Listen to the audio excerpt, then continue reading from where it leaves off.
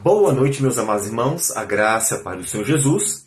Vamos dar sequência às nossas meditações no Catecismo Maior de Westminster. Nós estamos na pergunta 105 do Catecismo, que trata da seguinte questão: quais são os pecados proibidos no primeiro mandamento? E a resposta é: os pecados proibidos no primeiro mandamento são, e nós estamos vendo por partes. Devemos lembrar que o primeiro mandamento é: não terás outros deuses diante de mim. Então, quais seriam as aplicações? Quais seriam as aplicações, tanto positivas quanto negativas? Ou seja, quais as aplicações deste mandamento que nos ensina o que fazer e quais as aplicações desse mandamento que nos ensina o que não devemos fazer? E nós vimos o que devemos fazer na pergunta 104 e na pergunta 105, aquilo que é proibido por este mandamento. E nós já vimos duas partes, nós estamos dividindo por partes. Nós fizemos uma separação de 20 categorias, são 26 intervalos, e nós juntamos a ponto de formar 20 categorias para trabalharmos e juntando, agregando, não nos estendermos tanto. E ainda assim, estamos unindo pelo menos de 3 em 3 dessas categorias que têm uma similaridade. E nós vamos ver hoje 3 questões. Quais são os pecados proibidos do primeiro mandamento? E aí 3 pontos: o egoísmo, o espírito interesseiro e toda a aplicação desordenada e imoderada de nosso entendimento, vontade ou afetos para com outras coisas, e o desviá-los de Deus em tudo ou em parte. A vã credulidade, a incredulidade, a heresia, as crenças errôneas, a desconfiança e o desespero. E, por fim, a resistência obstinada e a insensibilidade sob os juízos de Deus, a dureza de coração e a soberba, a presunção, a segurança carnal. Pois bem, então observe que o catecismo vê muitas aplicações deste mandamento, muitas proibições deste mandamento. E por que o mandamento "não terás outros deuses diante de mim" proíbe essas coisas? Bom, primeiro, devemos lembrar que toda pessoa crê em algo, tá? Não existe alguém que não creia. Mesmo um ateu, ele crê em alguma coisa. Por exemplo, uma pessoa pode crer na razão. Eu creio que a razão alcança todas as coisas. Eu creio que a natureza ela consegue se desenvolver. Então, observe que pessoas creem em alguma coisa. Então, elas podem dizer: não creio em Deus, mas elas dirão: eu creio em algo. Então, todo ser humano crê em alguma coisa. Então, não existe alguém que não crê. Existe, inclusive, a crença naquilo que é supersticioso. Existe a crença, as mais variadas das religiões. Existe a crença de que só é possível chegar à verdade por meio de evidências que sejam científicas. Por exemplo, cientificismo é uma crença. A pessoa acredita que só é possível, de fato, crer em algo que se possa provar, testar e assim por diante. Então, tudo isso é crença. Considerando que o homem sempre crê em alguma coisa, o ser humano sempre crê em algo, até no pensamento positivo, né? Eu creio que vai dar tudo certo, eu creio que vai dar tudo certo. Quando a pessoa diz isso, sem ter nenhuma base, nenhuma promessa, nenhuma razão realmente para crer naquilo ali, ela está crendo que a própria fé seria uma razão. Então, a fé na fé, a crença na própria fé. Então, a forma do homem expressar sua fé, as crenças são inúmeras. Considerando isso, então observe que a idolatria "não terás outros deuses diante de mim" é colocar fé em alguém que não seja Deus. Percebe agora? Se o homem sempre crê em algo, então, quando ele não coloca a sua fé em Deus, ele está praticando exatamente a idolatria, que seria: não terás outros deuses diante de mim, mas ele está colocando alguém diante ou trocando o Senhor por alguém. Então, os pontos que nós vimos. O primeiro, o egoísmo, o espírito interesseiro, como uma aplicação, uma proibição aplicativa do mandamento. Mas por quê? Porque o egoísmo e o espírito interesseiro é uma auto-idolatria. A pessoa que é egoísta, ela está amando a si mesma. Por isso que tem a ver com esse mandamento. Você poderia dizer assim: puxa, tem nada a ver ser egoísta com uma quebra do primeiro mandamento. Vamos pensar direitinho. O egoísta, ele é egoísta porque ele ama a si mesmo. O interesseiro, ele é interesseiro porque ele ama a si mesmo. E todo pecado relacionado a esse amor a si mesmo é uma idolatria de si mesmo. Então, quando uma pessoa ela ama demais a si, ela fará de tudo por si mesma. As pessoas fazem mal a outras pessoas porque se amam. Pessoas são desonestas com outras pessoas porque se amam. Pessoas enganam outras pessoas porque se amam demais. E são orgulhosas porque se amam demais. São egoístas porque se amam demais. São invejosas porque se amam demais. Estão percebendo? Todos esses pecados têm algo em comum. É que todos eles são fruto do amor próprio errado. Um amor próprio demasiado.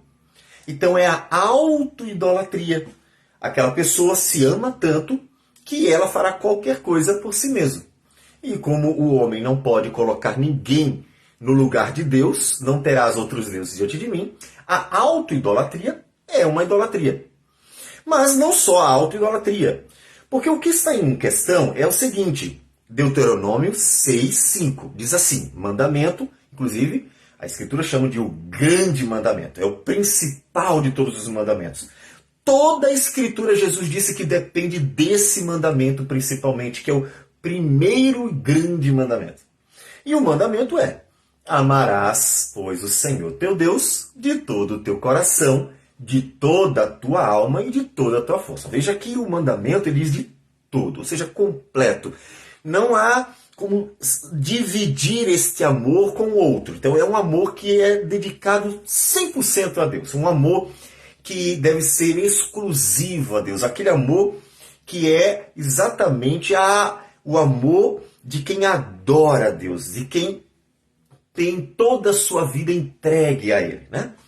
Então, quando uma pessoa ela é orgulhosa, invejosa, egoísta, maldosa e coisas dessa natureza, todos esses pecados, quando se trata de buscar benefício para si mesmo, são exatamente uma quebra desse mandamento. Mas por quê? Porque ela está amando mais a si mesmo do que a Deus. Então ela está amando tanto a si que ela está fazendo de tudo para se beneficiar. E não se importa se isso é pecado contra Deus ou se isso vai fazer mal a alguém, consequentemente também é um pecado contra Deus. Então, todos esses pecados são uma auto-idolatria. Mas também devemos pensar como implicação que o mandamento não terás outros deuses diante de mim proíbe que você pegue esse amor, que é o amor que deve ser dedicado a Deus, o único Deus, não tem outro. O único Deus, o único Criador, o único Senhor, o único que sustenta a criação, o único que criou todas as coisas. Portanto, não tem ninguém parecido com Ele, não tem ninguém semelhante a Ele. Então, se você pega esse amor que deve ser dedicado todo a Ele, de todo o seu coração, de toda a sua alma, de toda a sua força, e dá a alguém, atribui pode ser um cônjuge, pode ser um filho, pode ser uma pessoa famosa, pode ser até mesmo um pastor, pode ser seja lá quem for. Se você pega esse amor e destina parte ou todo, né, como ele coloca no final, e o desviá-los de Deus em tudo ou em parte, ou seja, se você desvia o amor que é dedicado a Deus, que é destinado a Deus, e desvia para algo ou alguém, pode ser o dinheiro, pode ser o poder, pode ser a ambição, pode ser alguém, como nós já mencionamos. Então você comete a idolatria. Você colocou um Deus diante de Deus. Ou seja, você dedicou um amor que era para ser só a Deus, dedicou a alguém ou algo que não deveria. Então isso, inclusive, é algo que deve se ter muito cuidado, porque até um cristão, a gente vai ver, pensando no cristianismo como um todo, está sujeito a destinar pelo menos parte do amor que era para ser a Deus a algo ou alguém. E, portanto, o cristão deve estar atento, né? Não deve pensar, sou cristão, estou isento de todo e qualquer pecado dessa natureza. Não. Há muitos cristãos que são ambiciosos, avarentos, que idolatram pessoas, que amam a si mais do que a Deus, inclusive, e assim por diante. Então, a gente tem que ter esse cuidado. Por quê? Porque se a gente não trata um pecado que parece tão sutil, ele, na verdade, é um pecado contra o primeiro grande mandamento. Então, o negócio é sério. Então, só Deus deve ser amado de todo o nosso coração. Essa é a questão. Portanto, a proibição de dedicar parte ou todo do amor que deveria ser a Deus. A outra questão é que o mandamento proíbe a vã credulidade. Olha que interessante, vã credulidade, ou seja, o cara crê, mas é uma fé vã. Ou a incredulidade, a heresia, a crença errônea, a desconfiança, o desespero. Por que isso? Porque, como eu disse, a gente sempre crê em alguma coisa. O ser humano tem sempre uma fé. E fé na fé, que é o fideísmo, é também um tipo de credulidade, só que é uma credulidade vã.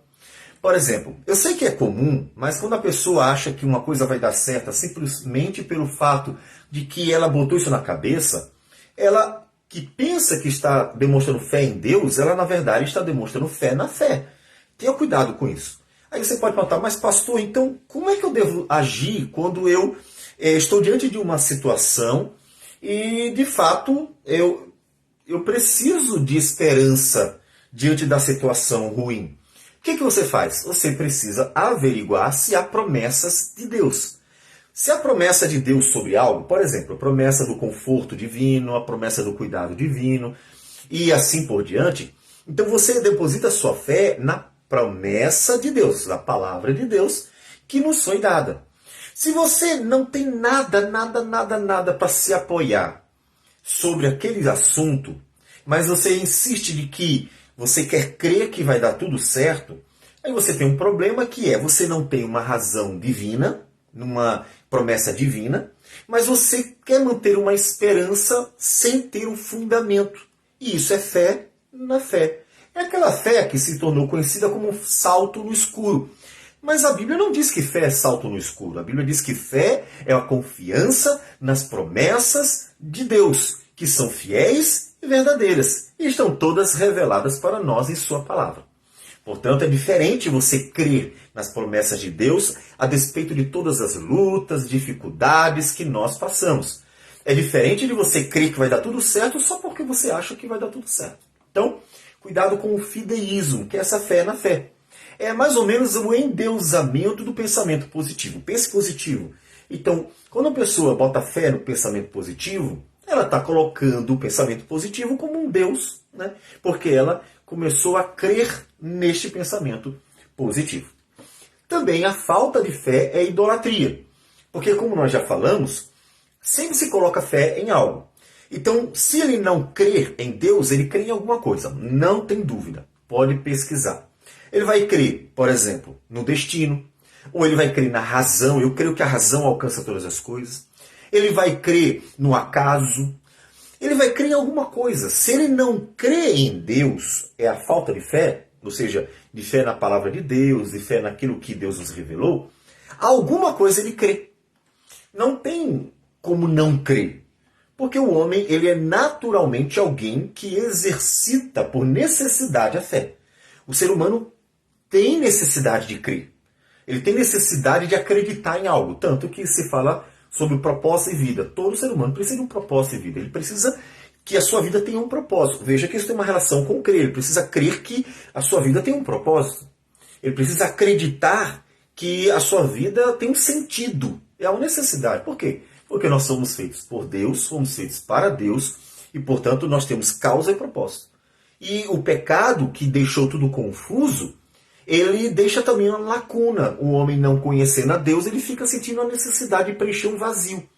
Então, a falta de fé, ela é uma idolatria porque ela é a substituição da fé por outra, né, um depósito da sua fé, a crença em outro, ou outra pessoa, ou alguém, ou algo, né? E a crença errada, né, que seria as heresias, a crença errônea, tem um problema de a crença na mentira. Então, se você não acredita na palavra de Deus, mas acredita numa ideologia qualquer que alguém criou, ou acredita numa interpretação errada da Escritura e não numa interpretação correta, você está crendo na mentira. Natural, né?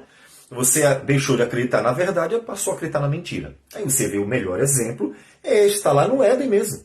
Quando Deus disse para Adão e Eva, não comam do fruto proibido, no dia que vocês comerem, vocês morrerão. A serpente aparece e diz assim, é certo que vocês não vão morrer. Então, Eva, quando ouviu a palavra da serpente e começou a se sentir seduzida a acreditar na serpente, observe que ela trocou a fé em Deus pela fé na serpente. Então, o homem tem que crer em algo. E ali ela tinha diante de si duas opções. Ela tinha crer na palavra de Deus, crer na promessa de Deus, crer no que Deus disse, ou crer no que a serpente estava dizendo. E ela escolheu, ela fez uma escolha. Ela não creu na palavra de Deus, mas creu no que a serpente disse. Então é isso que nós estamos mencionando. O homem sempre vai crer em algo. Se não crer na verdade, ele vai crer na mentira. Portanto, uma escolha errada de onde colocar a sua fé é, portanto, colocar um Deus diante de Deus. Por isso que é uma aplicação deste mandamento. Não terás outros deuses diante de mim. A desconfiança e o desespero têm uma relação com a incredulidade. Ela não acredita que Deus possa salvá-la, que Deus seja seguro. E então entra no desespero. É uma relação com a incredulidade.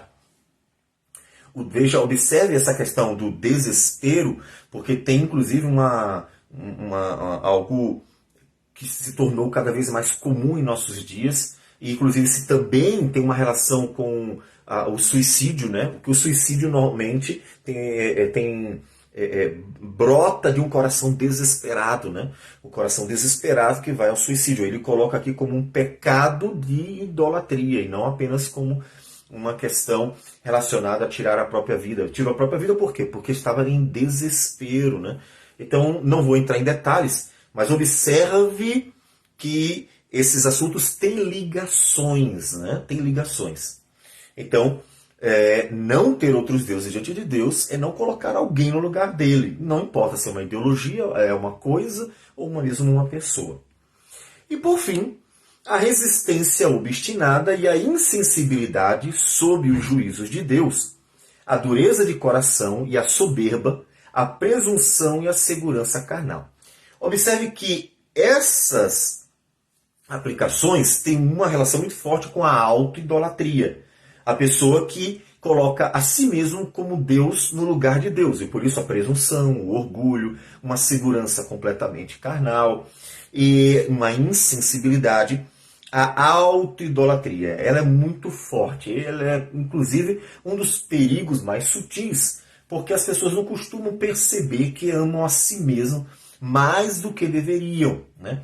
Quando Jesus disse assim, amarás o teu próximo como a ti mesmo, o mandamento, ele não é uma ordem para você se amar. Pelo contrário, ele é uma aplicação do amor próprio. Ele diz, olha, todo mundo se ama.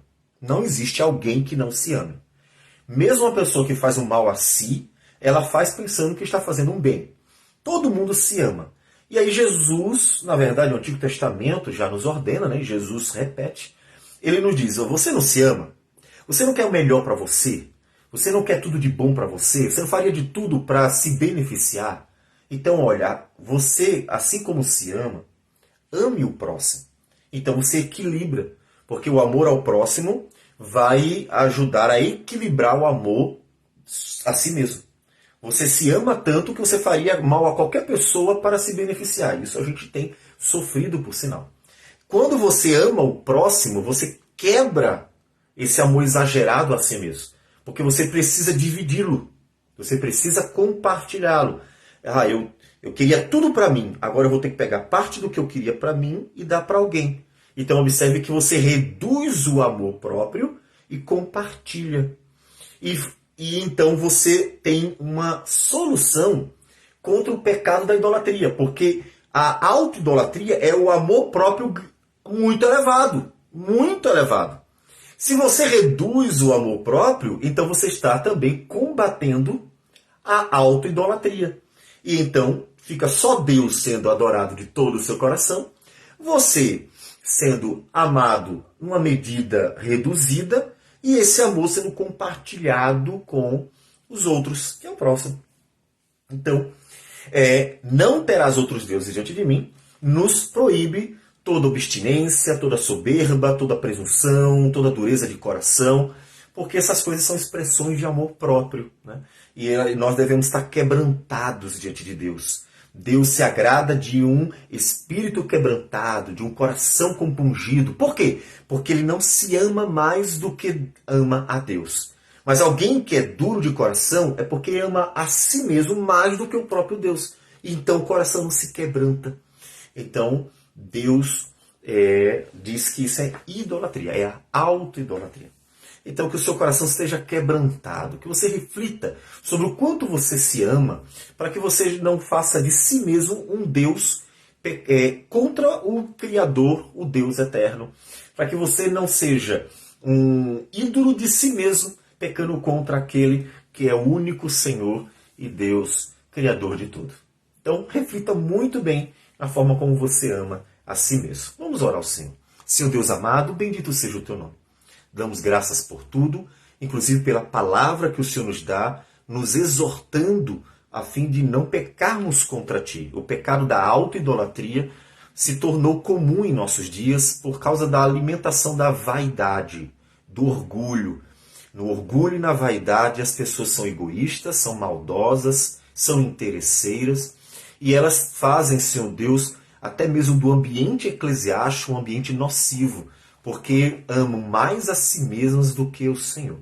Que o Senhor nos livre desse pecado que está destruindo tua igreja, nos livre desse pecado que tem feito mal, ó Deus, ao teu povo, e que o Senhor seja o único Deus, para que os corações quebrantados, para que os espíritos, Senhor Deus, quebrantados, para que teu povo, Senhor Deus, inclinado diante de Ti, e só diante de Ti, possa, Senhor Deus, realmente dedicar a vida somente ao Senhor. Que o Senhor receba a nossa oração e abençoe tua igreja com tua graça e misericórdia. Em nome de Jesus que nós oramos. Amém, Senhor. Que Deus abençoe a todos e tenha um bom restante de noite.